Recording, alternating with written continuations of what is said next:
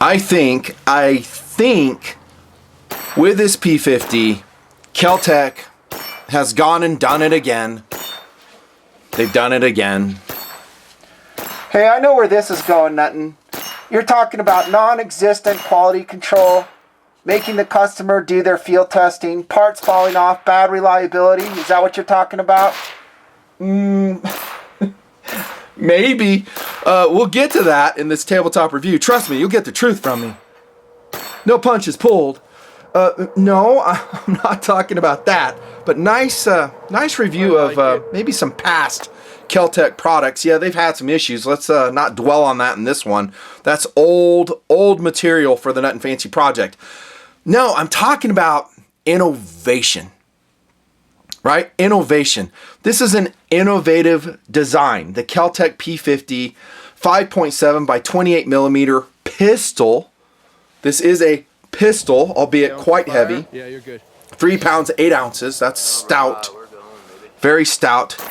But it is 2 pounds, 8 ounces lighter than the PS90 by FN. Granted, that is a shoulder-fired firearm. We'll give it that. But no, I'm talking about it's innovative. So I'm going to give them credit where credit is due. This is a very interesting design. It's very innovative. It's not copying anybody that I know of. I mean, maybe it took a page from this firearm, that firearm, got inspiration from them, including the P90, PS90. I don't know. But innovative, very cool looking. Can we agree that it's cool looking at least? Yeah, I'll give you that. It should like be in movies and stuff. That's what I think. RoboCop, maybe Logan's Run. Man, I'm going back a ways with that. Logan's Run. Nothing. I'm only 23. I don't get that reference at all. Google it, bro. Well, no, don't Google it. Don't use a Google product at all. DuckDuckGo it. There you go. I know, probably owned by Google too. These commies are infesting everything. Holy crap. Eat, you know what, commie. And by the way, if that offends you, if anything on the table offends you, probably not the review for you. Thanks for dropping by. See ya. But I'm defending the Constitution. I'm defending freedom. I'm defending your right to own such a cool firearm. It should be your choice whether you want to have it or not. But I'll tell you what, they're going to come after this big time because normal capacity for this is 50. Don't say high capacity. This is normal capacity for this is a 50 round magazine. That is what's on top of the firearm. That's what it's designed for. That's normal. I don't like the term high capacity. I mean, don't play in the left's hands ever with their terminology. Don't use their terminology. Fight back, fight back, fight back. Goodness gracious, man, I know. We got our backs up against the wall. Gun owners have been declared public enemy #1 by the left, including a lot of rhinos. I'm not going to go there. Rant done. Let's get back to the gun. P50, innovative. Very, very innovative. Very cool looking. Probably going to show up in some movies. It should because it's super cool. I will talk about the brace option in this tabletop review. Talk about some companies that do make bracing options for this pistol, which as I record this video is legal. It's not illegal. It's legal to put that brace on. But again, all this is in tumult. It could change overnight. They redefine it. They want to ban everything. Everything. They want to ban the First Amendment too, by the way. There I go again. There I go again. By the way, this won an NRA award, which I think it deserved, like Pistol of the Year. So they recognize the innovation there. So well done, NRA, whom I do still support, and I hope you do too. Might have a link down below to join. I know they're imperfect, but it's pretty much what we got. That and GOA, both of them. Yeah, so here we go into philosophy of use for a KelTec P50 in 5.728 millimeter. I'm going to start off with a caliber. I like 5.728. I really do. I am a fan. I've spoken about it several times. What I said has really turned out to be true. Back in, what was it, 2008, a long time ago in the project, I reviewed the FN 5.7, right? And I said this gun will never get traction until the ammunition becomes readily available and relatively cheap. We did go through a period where that was kind of happening, and I think that's when the Ruger 5.7 came out. Again, taking its inspiration from the FN 57. This is mine. I ended up buying it after review. I love the Ruger 57. I actually like the FN 57 also. Both excellent handguns, chambered in the same caliber, 5728. But as I record this GRV, by the way, things aren't looking great for 5728. It's very expensive. It's hard to find. I looked in the cheapest rounds I could find, and I know someone always comes in and finds something cheaper, but it was 85 cents a round for like basic plinking ammo. And then the FN loaded stuff with FN branding is $1.30 a round. I'm going to adjust the sights a little bit more. And then in that same search, I found PMC Bronze 223 ammo, 47 cents a round.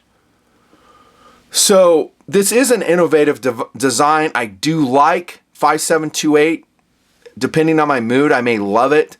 I'm not loving it now due to ammo cost and ammo availability. Can we just be real about that? And well, let's be real about this. It could sink entirely all firearms chambered in 5728. I don't know of anyone that has like 5,000 rounds of 5728 stored up. I don't know anyone. And I know some people that have money and they have guns chambered in that. And I was like, how much do you have? I'm like, well, I got like 500 rounds, which is something. But you know how quick you can go through 500 rounds with a KelTec P50? Really quick. That's like a very short afternoon of shooting if you're aggressive. I'm not kidding. It's a very short afternoon. Well, not that short. You have to load. But it comes with 2 magazines. By the way, here's the box is quite large that it comes in. Thanks to Gunny's, the great American gun store for the loaner. This is checked out to me via FFL form 4473. Specifically, it's Wyatt at Gunny's. Without Wyatt, all this would fall to crap. It's just Wyatt. It's not anyone else at the store. No one else supports me. It's just Wyatt. But there's the second magazine. There's the sling swivels that go into the QD cup. There's the sling that I stupidly did not use. And then we have a couple rounds here, which I'll put on the table. I think these are FN branded rounds too. So the 5728, I haven't done a philosophy of use video on that caliber per se. I don't think it's necessary. You guys know it was designed for REMPs. Rear Echelon Mother Flippers. Yeah, that's what it stands for. Mother Flippers. And it was designed for REMPs, are people in the rear area that needed a compact firearm. And I'm talking about the PS90 really. And that's kind of, those two things as far as I know kind of went hand in hand. The 5728 P90, I should say, PS90 is the civilian version, came out. And by the way, I did review that. Go check out my review. I love the P90 PS90. Anyway, it is an anti-personnel cartridge where size and weight constraints are the key item. Gotcha. What I think some guys get confused on is they go, well, I love 5728. I really love it, love it, love it. I'm going to build my whole system around it. What I'm telling you here in this short discussion in the POU department is I would probably go with a 223 better. It's cheaper, it's more powerful, it's more capable. You can get an AR-15 pistol still. All that's subject to change, by the way. An AR-15 pistol, you can legally shoot it with a brace on it. Super, super cool, super powerful. By the way, super loud. You might want to can that son of a gun up. Yeah, there you go. I would opt for 223 in most situations. It's going to have more power, more range, more knockdown power, everything. It just dominates the 5728. I still like 5728. I still like that I have a 50 round normal capacity magazine on the P50. Double thumbs up. I'm all over that. I just want to keep it real. That you would build a system around this tiny, tiny 5728 as your primary go-to-war cartridge. I don't like that idea. I think it is a special purpose round. There's a place for it in a pistol form like the Ruger 57. I think it makes a lot more sense. When we go to a large format pistol that you might brace, so it might become a BPO, braced pistol option. That's a nut and fancy term. If it's a BPO, then okay, just think about it. Think about it. That ammo's hard to find and expensive. I don't really see that changing anytime soon. I hope it does. And you certainly can't get like the SS-109 stuff. The really good penetrating rounds of this that were available when 5728 was still was brand new on the market. You can still go get that stuff, and that stuff is awesome. I mean, that way you can go through like paper towels and stuff when you're shooting your chipmunks. Paper towels. Oh my gosh. Certain media. Let's just leave it at that. Paper towels. Where do I come up with this crap?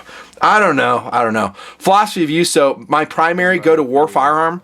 A heck no for me. Primary anything firearm. Heck no from me. I'm just keeping it real. Yeah, I love it. I think it's super cool. 5728 though, in this format, at this size, you're really brushing up against the weight of an AR-15 pistol or a bullpup. Think about it. It'd be an interesting discussion if you say, well, I'm going to go with a P50 over a PCC and 9mm. Then I'm like, oh, okay, that's more of an interesting discussion where I think the P50 could fare a little bit better in hand-to-hand combat in the arena of POU. Ooh, I like how that turned out, by the way. I really like it. Turned out well. Yeah, philosophy of use. Home defense, heck no. Yeah, it's got a lot of rail space. It's just big, slow to come into action. Carry gun, heck no. It's too large. Bug out kit, heck no. Too big. Ammo's heavier than 22 Magnum, 22 long rifle. I'm sorry, no. No. Hold on, let me slow it up just slightly.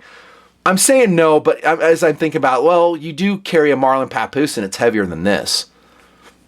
True, but it's a full-stocked, full-length barrel, 22 long rifle, semi-automatic with a scope on it. So kind of has a little bit more capabilities than this as far as ergonomics and sighting. This is a Holosun 5303 circle dot. Awesome. I'll put a link for Holosun below, and pretty much everything else you see on the table I usually link below. Use my links, please. As you see it here, empty, 3 pounds 13 ounces with a Holosun, if I'm remembering right.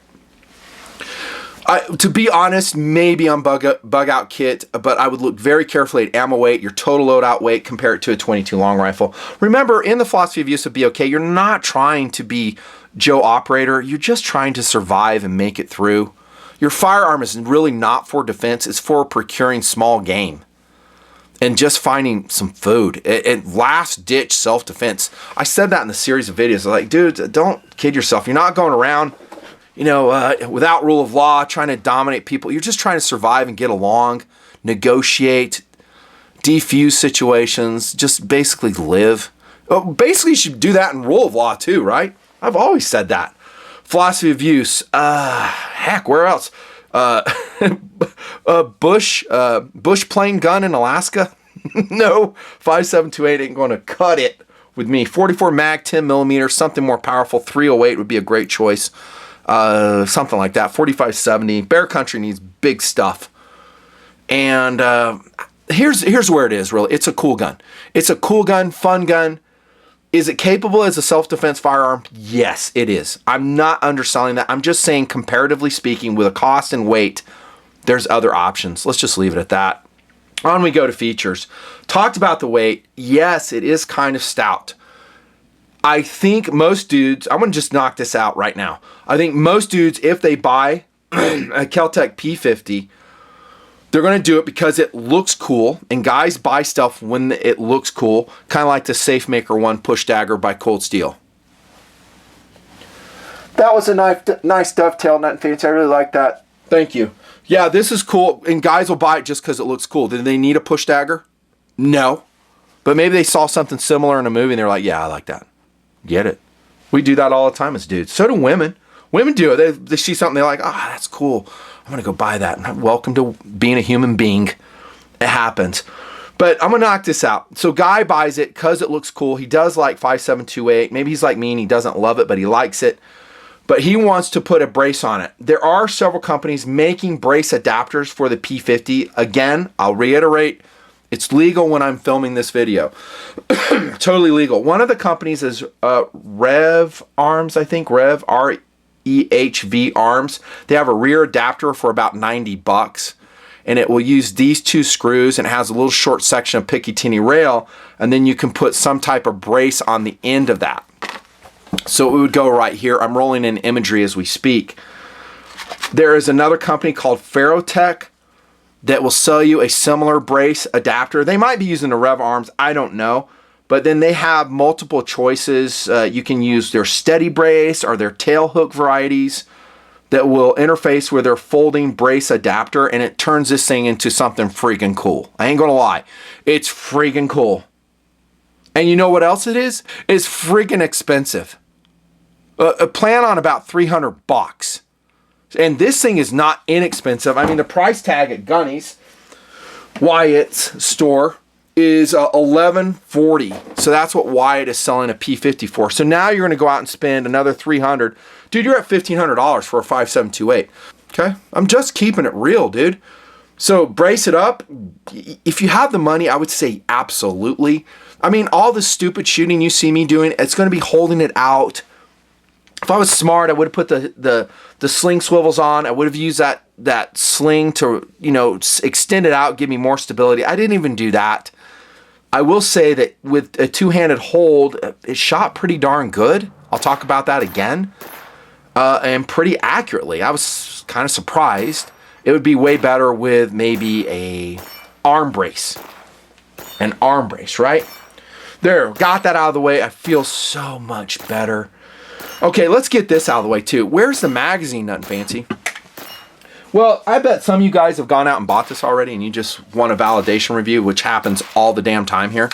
All the time. The magazine's right here, bro. So here's your 50 round normal capacity 5728 magazine for the awesome KelTec P50. Yeah, it loads in reverse to the PS90 and the rounds load upwards. They will rotate, I believe, 90 degrees to go into the chamber. But there you go, right there. These steel wings right here help stabilize the magazine when it's, well, like you see right now, when you have the receiver tilted up. So there's the heart and soul of the P50. Look at the innovation though, dude. Look at the innovation. Isn't that incredible? I think, did Chuck, whoever it is, Kellgren, right? Kellgren, I think he designed this. Just a master of design. It's just so cool. And then you see the T-bolt right here. We might as well look inside while it's here. The T-bolt's right there. We have dual recoil springs. It kind of reminds me of an MCX when I look into it. Really high quality. And I'm going to say it here. I kind of was joking around about the quality control issues, which honestly KelTec is known for. They've had some issues. I ain't going to say they haven't. I've represented them honestly here in the project forever. But with this gun, the P50, dude, I'm not really seeing any quality control issues. I mean, all these screws, they Loctited. I mean, I shot this a fair amount. Nothing came loose. No parts fell off. Yeah, it's a hammer fired, not striker fired firearm. It's a direct blowback. And everything's just set up for a 5728 cartridge. Super high quality. I might roll in some imagery of how to field strip it super fast, and that's from the manual. That's the fastest way to do it. I don't think anyone's interested in it unless they buy the gun. This is something I learned by actually reading their manual, which I rarely do. But I skimmed through their manual. After all the testing was done, it's like, hey, you might want to lightly lube the chamber. I'm like, what the hell? Dude, I'm being honest. I did not know that, that 5728 comes from the factory lightly lubed. Did you know that? That's one reason that a lot of manufacturers don't produce the round. It has to have light lubrication so they don't stick in the chamber. Interesting. So look in the manual. It's there right in the manual. Did I do that? No. I'll talk about it if I had problems later. Yeah, I'll talk about it. So that's what it looks like inside. Really interesting design. I think it's a really simple design.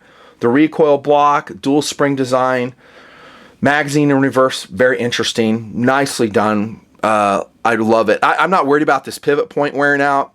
This steel retainer for the magazine looks good. I think the quality of the magazine is fantastic. Here's another one, that one coming out of the box I showed you. Let's look at it in detail. A very PS90-ish, right? Again, like I said, they probably had an inspiration from that, obviously. I mean, really the P90, PS90 were the innovators. FN is a fantastic company. In that regard, they were very innovative. The magazine is pretty light, too. Do I have my... I do have my scale here. Let me give you a weight on the see-through polycarbonate magazine of the P50. How much do you think this weighs? 4.8 ounces. 4.8 ounces, dudes. That is pretty awesome. Well done. Well done. Well done. Back to features. So this is how you're going to break open the action to reload it. A couple downsides. One, you don't have a bolt hold open device with this, which is a little bit frustrating. Here's your charging handle right here. Very AR-15-ish. But notice there's no way to hold it open. Guys will discuss various techniques they use on the P50. You'll get it down. I really didn't put much thought into it. No last shot hold open because of the design of the magazine. Couple downsides. It is what it is. You know, is that a showstopper for me for this gun? No, not really. I would like it, but I mean, it does so many other things so well, I can give it a pass. It will eject kind of 45 degrees upright. I never really paid attention to the ejection, and I was able to locate the cases pretty good. Yeah, so there's your ejection port right there. The sights on it are very rudimentary. They're almost like backup emergency sights. There's your front sight blade, adjustable for windage with a small flat blade screwdriver. And this has a way to adjust for elevation, that little tiny blade. I didn't use it except, I think just for a couple shots. I was just testing it before I put the red dot on in it. It's basic, at least it's there. It's really designed to have well, what you see, a red dot on it. Some type of, you know, zero eye relief, not zero, but unlimited eye relief optic on it. One thing I love about the HS503, I think I called it the 5503, sorry, the HS503, is that it is a circle dot, so it has a circle, and then it has the MOA dot in the middle of it, so it's fast, locatable, very precise at the same time. Really an awesome sight. Solar powered, unlimited eye relief, 4 ounces. I mean, it's so awesome. That's what the gun's designed for, something like this, and it works great. We have the same blocky grip that we see in a lot of KelTec firearms, the KSG, the PF9, all of them. They all have this, and I've always liked it. I've never had a problem. I don't have a problem with the screw-together construction at all with the FRN, you know, frame that this has mostly. Well, it's FRN down here, lower receiver. All this is aluminum, milled aluminum. The trigger on this, I got to tell you, is fantastic. I am so amazingly surprised at this trigger on the P50. This is your fire position. This is your safe position. There's your safety. It is ambidextrous. But great lefty firearm, probably not, because it's ejecting to the right and you can't change it. But the trigger, which is metal, not polymer, there's no flex in it. Dudes, 4 pounds. I'm like, what? When I got this and shot it, I couldn't believe how good the trigger was on the P50. I was like, wow, that is a great trigger. I was really not expecting that at all. I was just like, that is crazy, crazy good trigger. So thumbs up on that trigger. Not going to show the reset. It really doesn't matter in this. There's a really cool milled in, or I should say molded in hand grip there, a la, well, kind of P90-ish, I think. Did I use that? No, I didn't use that. Picatinny rail down here, your temptation will be to mount a vertical grip on there since it is classified by current regulations as a pistol. That's a big no-no. You're not supposed to do that. I do think, however, that mounting a finger stop on it is legal. So this is an Arisaka finger stop. I don't have it mounted up, and apparently I've lost the attachment screw, which is sad. But it would go, you know, like this. And so that would prevent your hand going in front of the muzzle. I think that is legal with a P50. So look that up. Double check, you know, the laws and just comply with the laws if you're so inclined. The barrel is 9.6 inches. It's, I don't know the steel they're using. I'm not even going to venture to say because I'm going to be wrong. 1/2 by 28 threading. I didn't run it with a can. I probably should have just to be cooler because I need all the cool points I can get. I think most guys, it's just going to be a cool, fun gun for them. So 5728, they're going to can it up. They're going to put a brace on it. Maybe they SBR it. That would be fun. So they legally make this into an SBR. They pay the tax. They register it as an SBR. I think there are guys doing it with a P50, and I say more power to you. Rock on. But nothing fancy. They're going to take all those registered guns. Dude, they want everything. It doesn't really matter what it is, so I don't know. If a guy wants to SBR it, I say go for it. Long Picatinny rail on the top. And one thing I like is it does seem very stable since this is an optics mounting platform. It is a hinged receiver. You saw it pop up. The question would be, well, you know, is it going to be a problem with zero, or am I going to lose zero? The answer is no, because as you can see, your optic is attached to the Picatinny rail and the barrel is firmly affixed to that upper receiver. So I don't think that's going to be a problem. I didn't notice it being a problem in my testing. This is, again, an aluminum shroud. Very nice looking. It adds to the cool feature of, you know, the cool aspect of the P50. And actually, it's needed, too.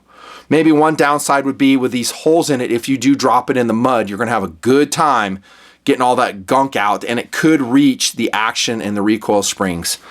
Did I test that? No. No, I wouldn't. This is a loaner gun. I'm not just going to go out and thrash a loaner gun. Otherwise, I have to buy it. Guaranteed I'll have to buy it then. Yeah, so lots of Picatinny rail space on it for lights, lasers, optics. I really like how they did it. Other guns that I've tested, like RDBs, RFBs, they've had issues with the attachment of the Picatinny rail. They have actually come loose on me. Harkening back to my funny intro, you know, parts flying off. They didn't actually fall off, but they loosened. This is like integral, right? It's milled one-piece aluminum, so it's not even an issue. Stability is there. Maybe they've learned.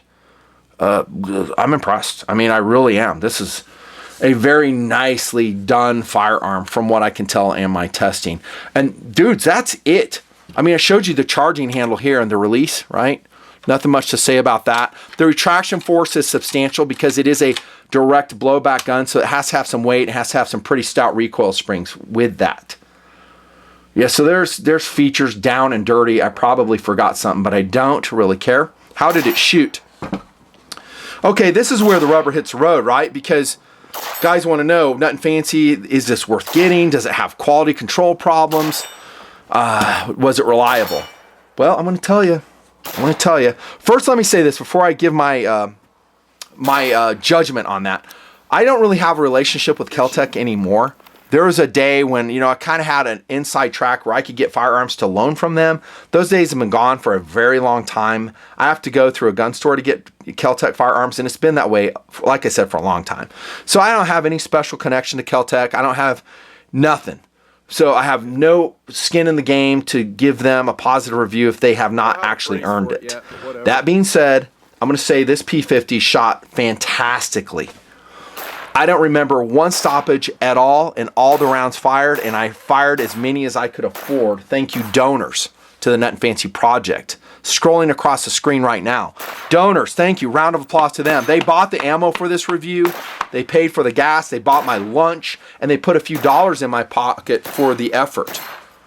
Yeah, thanks to donors. They are the reason the gun show, the everything show of TNP still goes. You should be a donor. It only costs you at a minimum $6 a month. You can't afford $6 a month for this amazing content. Come on, dude. Anybody, a homeless person can afford $6 a month. I'm serious, he can. Yeah. Anyways, this thing shot amazing. I thought it was super fun to shoot. I wanted to shoot it all afternoon, and I really wished I had a brace on it. The whole time I was like, man, if this brace up, I'd be so happy. I really was loving when I was shooting it, the 5728, for its light recoil, its low noise. That is a big advantage it has over an AR-15 pistol. I want to represent that. And that's without a suppressor. I mean, the thing's loud, but it's not like an AR-15 pistol that's shooting like a damn flame 2 feet out of the muzzle. 2,000 feet per second, more or less, out of a 5728.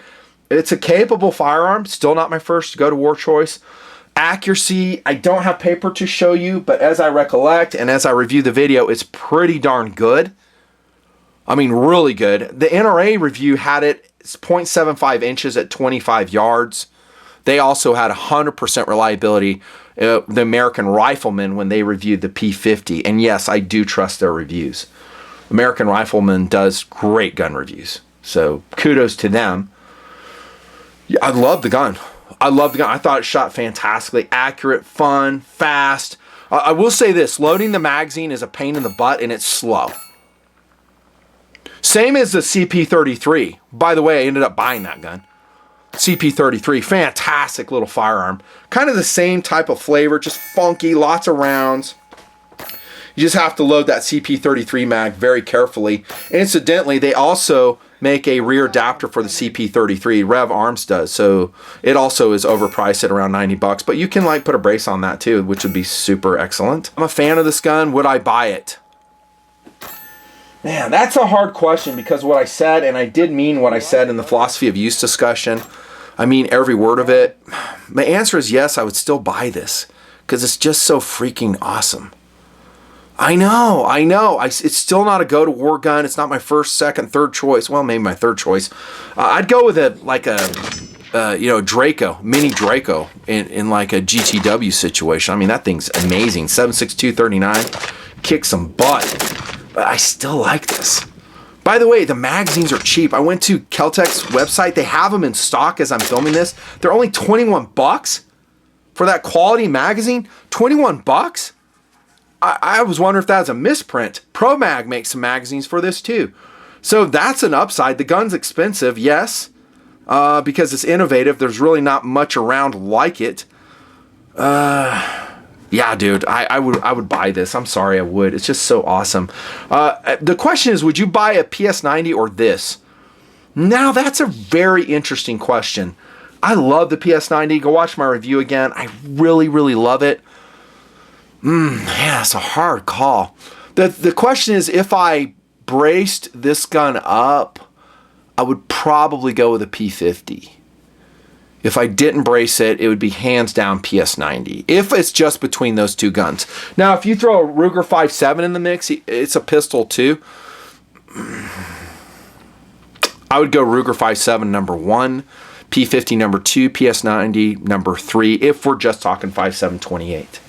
Now, there's also some AR manufacturers that chamber the round. CMMG has it, Diamondback, H&K, MP7, PDW, although I don't think you can get that one. Cool gun, by the way. I don't have an AR-15 chambered in 5.7/28 because I can't afford to shoot it, neither can you. Let's be honest again. Let's be honest. It's a great gun, though. So, well done. It's accurate. It's reliable. It's a very, very cool firearm. It's very high quality. I don't see any QC problems on this at all. I think it would be durable. With a red dot and a, for now, legal brace, it would be outstanding. Outstanding. So, round of applause for KelTec getting it right. Well, at least in my limited testing, it seems like they got it right. So, I'm very, very happy for them. Let me know if your experience is different in a comment if you have a P50, and I want people who have actually shot it, not just bought it and put it under their bed, but for you to comment on the P50, I want you to have shot at least 400 rounds through it. If you've shot at least 400 rounds through it, weigh in. Also, let me know, have you lubed your chamber? Have you had any reliability issues? What kind of accuracy did you get? Because TMPers are a great source of information, and every video I do is kind of a catalog, an encyclopedia for that item that if you go through the comments, you might be amazed of stuff that they teach all of us that I missed or they've learned in their own experience. And if they're a TMPer that's been following the project, I believe what they say. They know what they're talking about. They're very grounded, high quality individuals almost always. Review is done. KelTec P50. Yeah, they've done it again. They've done it again. You mean like parts flying off, bad quality control? No. Not with this one. This one seems to be a win. The P50, round of applause. Nothing fancy. Thanks to the donors for making all of this possible. Thank you so much. This is a Honey Badger Large. Link below. Fantastic knife. Oh my goodness, the bug out. What can I say? Maybe Benchmade's best knife ever. Bug out in basic black. Then we have a beautiful Russian MiG-29 in that beautiful paint job. How come we don't paint our planes in that cool color? And then a Citizen professional diver. I might have a link to that as also. Thanks so much. See you next video. So fun.